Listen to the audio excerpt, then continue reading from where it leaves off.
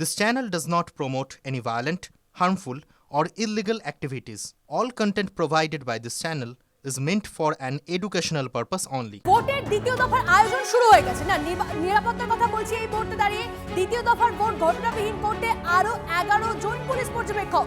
দু একদিনের মধ্যে আরো বাড়তে পারে পুলিশ পর্যবেক্ষকের সংখ্যা। হাই ভোল্টেজ নির্বাচন শান্তিপূর্ণ করতে দাবাই কমিশনের সূত্র মারফত খবর পাওয়া যাচ্ছে, পাঞ্জাব, হরিয়ানা, মধ্যপ্রদেশ সহ ভিন রাজ্যের পুলিশ পর্যবেক্ষকদের বিশেষ এলাকায় দায়িত্ব দেওয়া হবে বলে খবর। ভোটের বাংলায় ইতিমধ্যে 84 পুলিশ পর্যবেক্ষক কাজ করছে।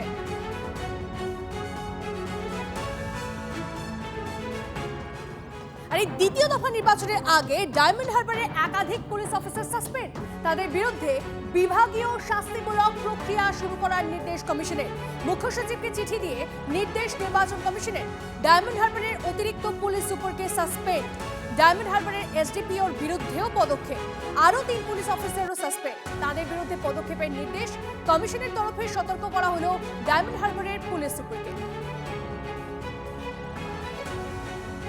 এই বিজেপি একা আসেনি নির্বাচন লড়তে, তারা এসছে সঙ্গে নির্বাচন কমিশনকে, ইডি, সিবিআই, ইনকাম ট্যাক্স এবং কেন্দ্রীয় বাহিনী এবং প্রচুর পরিমাণ টাকা, এইসব নিয়ে তারা নির্বাচনে নেমেছে। কিন্তু নির্বাচন জিততে গেলে তো মানুষ দরকার, জনতা দরকার। সেই জনতা তো আছে মমতাদির সঙ্গে।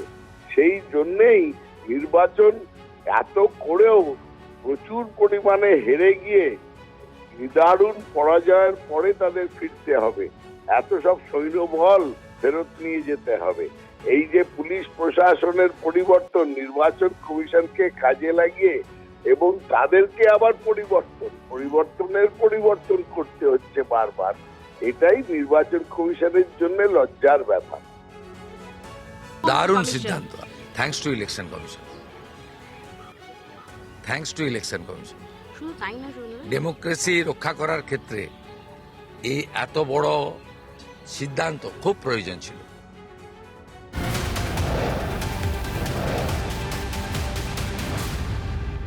দ্বিতীয় দফা ভোটের আগে পুলকার বিতর্কে কমিশন। একাধিক নামী স্কুলের পড়ুয়াদের স্কুলে যাওয়া অনিশ্চিত। ইচ্ছে মতো স্কুল বাস তুলে নিচ্ছে কমিশন, দাবি স্কুল কর্তৃপক্ষের। 4 মে পর্যন্ত স্কুল গাড়ি বন্ধ রাখার সিদ্ধান্ত পুলকার সংগঠনের। আমি ডিসি ট্রাফিককে অ্যাপিল করেছি গত পরশুদিন যে আমাদের এমার্জেন্সি ডিউটি, ভোটটা যেরকম একটা এমার্জেন্সি, আমাদের স্কুলের বাচ্চাটা নিয়ে আসা যাওয়াটা আমাদের এমার্জেন্সির মধ্যেই পড়ে। আমাদের গাড়িগুলো ভোটের ডিউটির জন্য 90 থেকে 95% ধরা আছে, মানে সুগম পোর্টালে তোলা আছে। আমাদের 27 তারিখ থেকে ডিউটি 29 তারিখ পর্যন্ত। তো অবভিয়াসলি 27 থেকে 29 আমাদের গাড়ি আসবে না, ভোটের ডিউটি করবে। কিন্তু পুলিশ উপযাজক হয়ে এই এখন থেকেই গত 3-4 দিন ধরে গাড়িগুলোকে ধরে ধরে সব ফটোলিয়ামে নিয়ে চলে যাচ্ছে। আমরা স্কুলের বাচ্চা স্কুলে ঢুকিয়েছি, এবার যখন আমরা নিতে আসছি খালি গাড়ি, সেই খালি গাড়ি ধরে নিয়ে চলে যাচ্ছে যা ট্রাফিক গার্ডে, ওখান থেকে পাঠিয়ে দিচ্ছে ফটোলিয়ামে। তাহলে এই যে বাচ্চাগুলো আমরা স্কুলে ছাড়লাম, সেই বাচ্চাগুলো ফিরবে কী করে? কোনো মানে হয় না। একদিনের ভোটের জন্য 10 দিন ধরে পুলকার বন্ধ, মানে জাস্ট প্যাথেটিক সিচুয়েশন। বাচ্চাদের যে আমরা কিভাবে নিয়ে আসবো, স্কুল কলেজ পড়াশোনা টোটালি বন্ধ করে দিলেই সব থেকে খুশি হবে মনে হচ্ছে সবাই যা করছে। যথেষ্ট অসুবিধা হচ্ছে, মানে হঠাৎ করে এরকম ইনফরমেশন পেলাম যে বন্ধ হয়ে যাবে, যেখানে আমাদের ধরুন অফিস থাকে, বাড়ির কাজকর্ম থাকে, বা সেখানে গাড়ি করে আসা, অন্য কাউকে খোঁজা, ঠিক আছে, বার করা।